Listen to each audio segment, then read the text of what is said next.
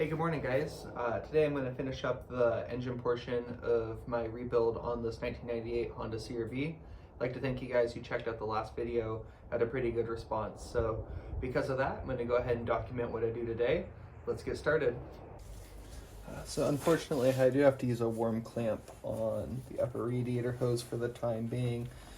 I don't have any more constant tension clamps that fit this thing. And when I parted out my other CRV, I sent the radiator and its hoses off with my friend Cameron. So he's got the good clamps on there. So I'm going to go ahead and just put it on the radiator side here so it's a little bit easier to change out when I get my hands on one.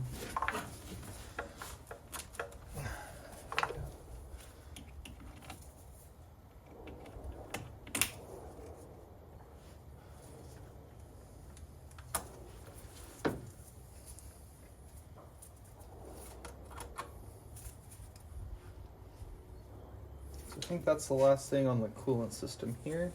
Just go ahead and tighten that down.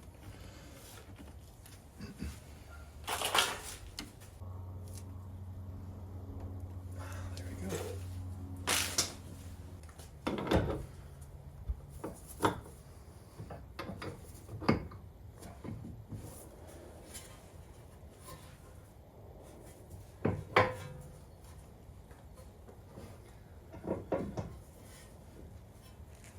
That boot on that CV axle is just about done, so I have a feeling I'll be taking this back apart to change that axle out. There we go.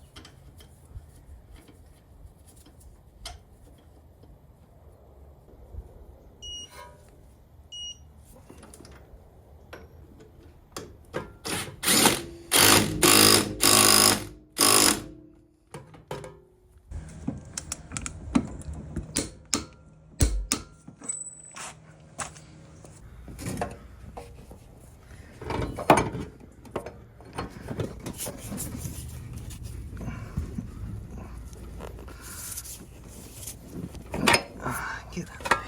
There you go.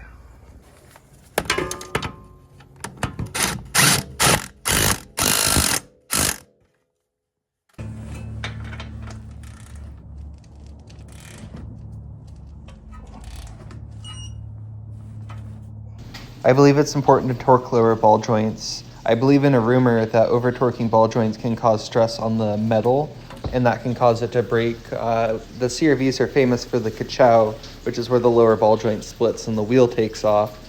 So even though I've torqued it, I had to turn it a little bit further in order to get the cotter pin hole to line up. The additional turn is insignificant as far as the measurable torque on that nut there.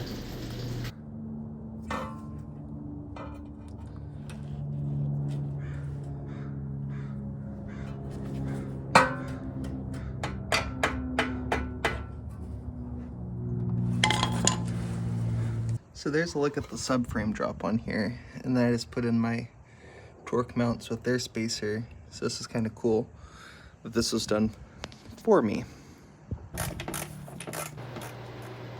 Though they're not particularly rare, I wanted to save my set of front mud flaps from my old CRV. Personally, I think that these look a little bit naked without them. With the suspension buttoned up, it's time to put on the wheels. I have a set of 235/75 KO2s by BF Goodrich that I'm using on this car. I previously had them on both my black and my blue CRV. I'm excited to give them a home on this thing. You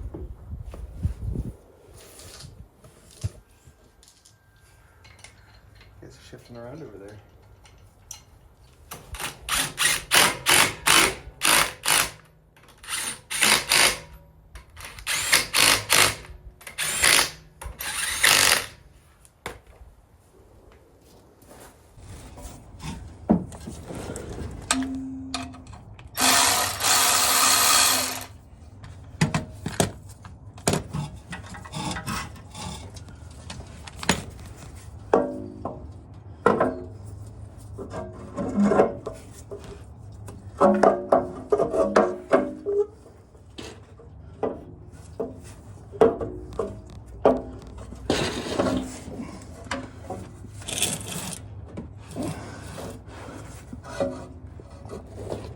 Come on, give me.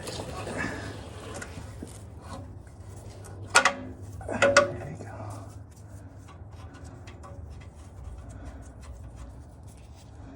Probably don't need this down here.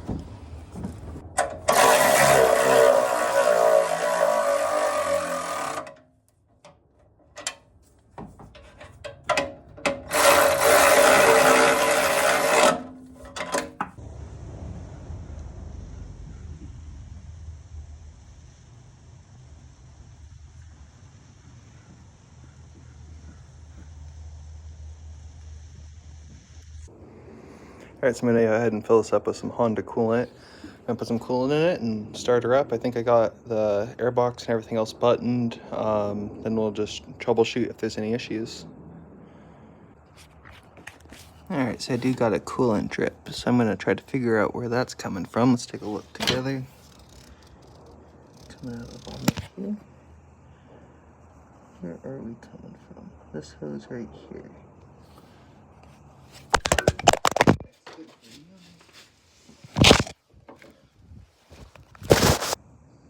Alright, so it had a leak right there. That's caused by either the distributor or that cam cap leaking onto this thing. It ruins the hose. So I grabbed the hose off my parts engine and I think we're back in business. Alright, so hopefully the battery's not dead. I have the fuel injectors disconnected. I want to prime this thing for a second and see if we can get some oil pressure before I do the first start.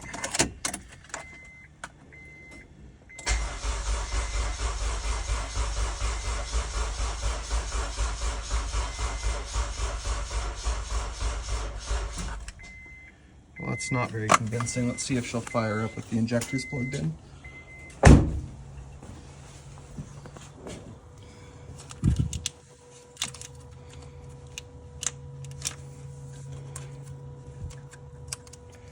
It's been cold and this thing has not run in probably a good 3 or 4 months.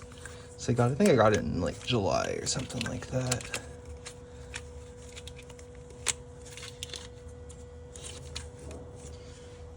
At least that gives it a second to get a little bit of oil going into the filter and stuff. This engine ran right before I pulled it too, so it hasn't been that long.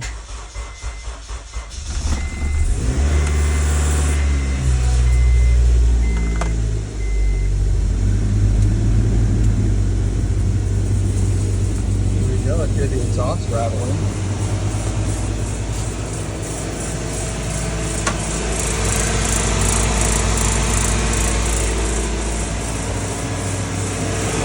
Fire, so that's good.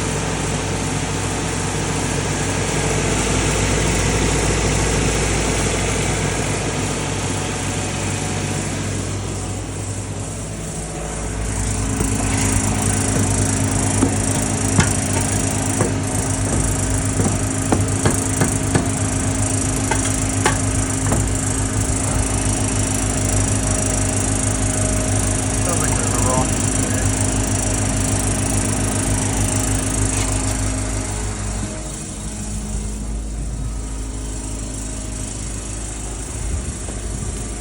Pretty good for an old part.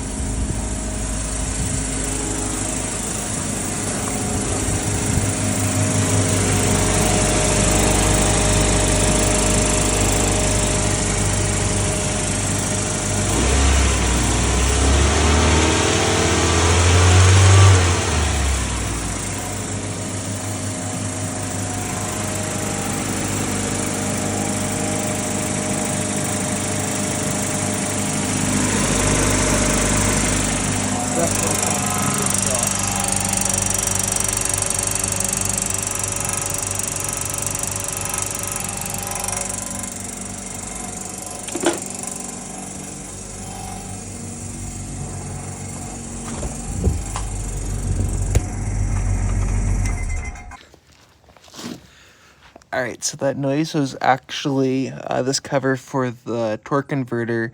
One of the torque converter bolts was hitting it and creating that ticking noise that I thought was the exhaust. So I just took it back off and I pushed it out a little bit, and then it stopped making noise. So I went to the store and grabbed some more coolant, so I'm going to fill this thing up, and I think we're going to go on a test drive. So I have one of these at work that was pretty well worn out, so I thought this would be a good opportunity to grab a new coolant funnel. This is the Amazon special. I think this is the best way to burp coolant out of a system. So just figure out what the adapters are that work in here. And you fill that guy up in coolant, you run it for a while till it stops bubbling out. And that's all there is to it. I think it's the easiest way you could go about that process.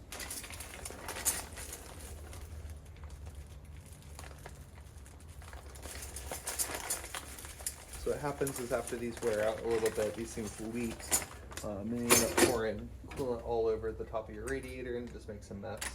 So hopefully, having a fresh one of these will do the trick for not getting coolant all over this stuff. In addition, the blue coolant's not cheap. Ran out of Honda coolant. The Xerox will, it's compatible. There's no reason why I can't use this. It's the right color at least.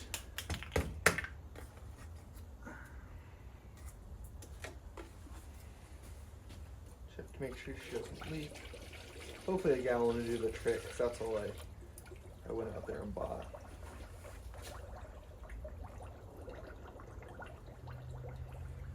Also, thought this is kind of exciting.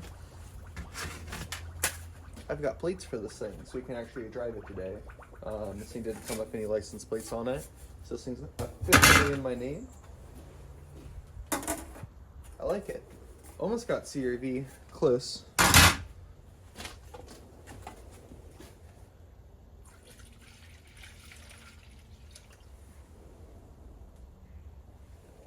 think that's a good fill line.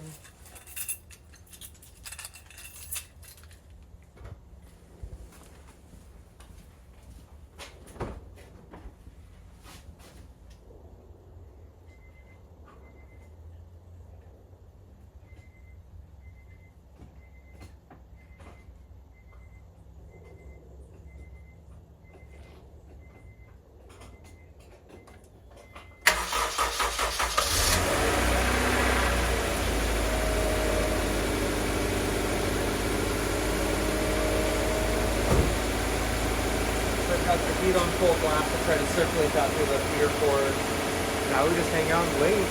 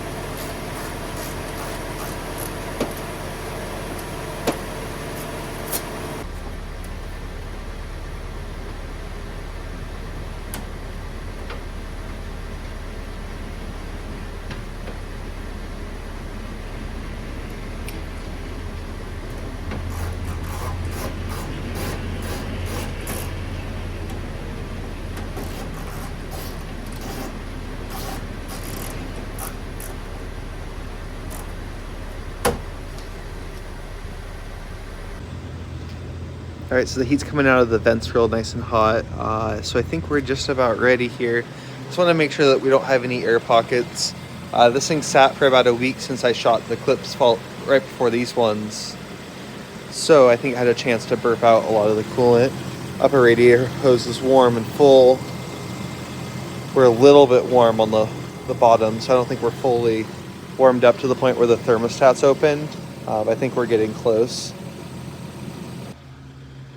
Okay, so not today, but I'm going to pull off this rear license plate garnish because it's in a lot better shape than the one that's on the vehicle. And I'm also gonna get the trailer hitch off, and we're gonna reuse that. So this thing's just about ready to go to pick and pull. Oh, there's a lot of spiders in here, but we're gonna snag this guy out of here and put it in the new guy. What's up, guys? So I've had this thing on so many cars now. I think it's a rites of passage that it moves on to this guy.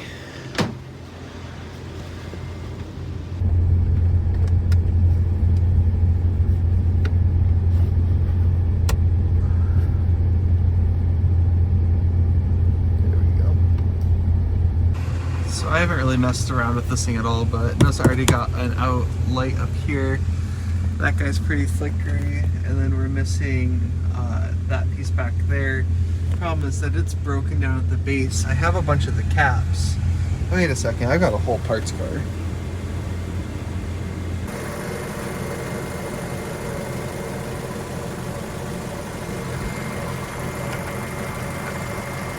Still a little bit of coolant, but overall, not too, yikes.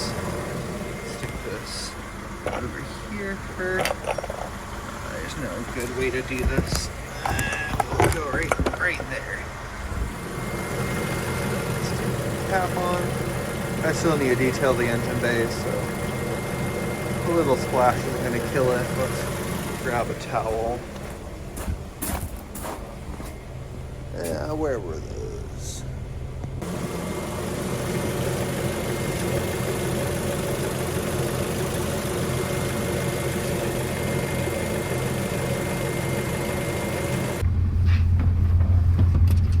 Alright, so this is our first test drive. Yikes. That was a bad idea. We're gonna wash this thing in the next video, get it all detailed out, ready to go. Well, that's funky. I forgot these automatics had armrests.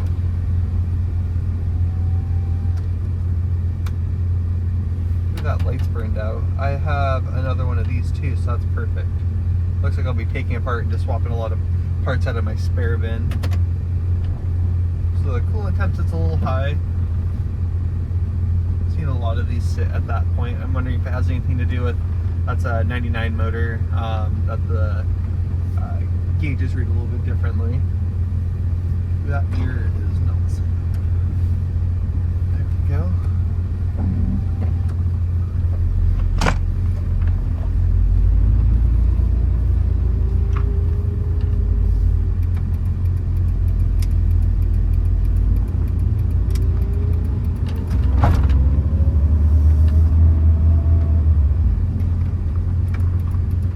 Feels so weird not shifting. There's like this big spot here where there should be a gear lever, but it is what it is. They can't all be manuals.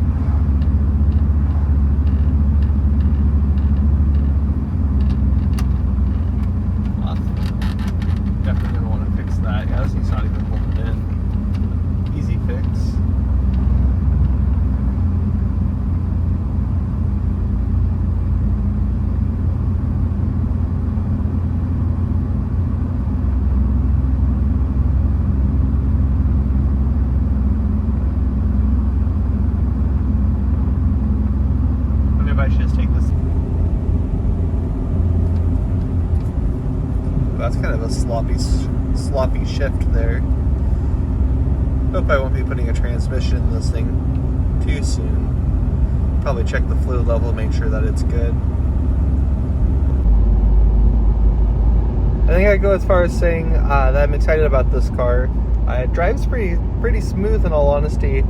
The transmission shifts a little bit soft, but I can likely make that better by changing out the fluid and making sure that it is the fluid level's properly set. I didn't lose any transmission fluid in the process.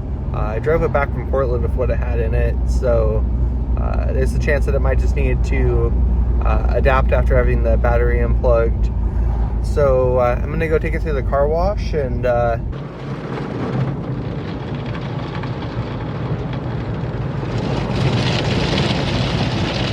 it's probably the worst thing you could do to a car with black paint.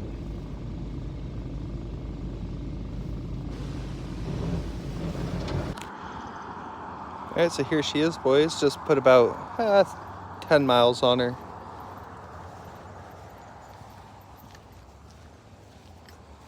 Ran it through the car wash.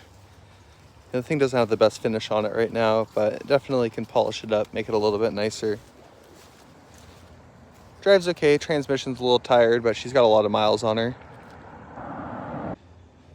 Alright, so I went and checked the transmission fluid is full. It doesn't look super clean. It kind of does have a weird smell to it, so I'm going to drain it out and put some fresh Honda transmission fluid in it. No leaks, which is great. I would say that's a successful first drive.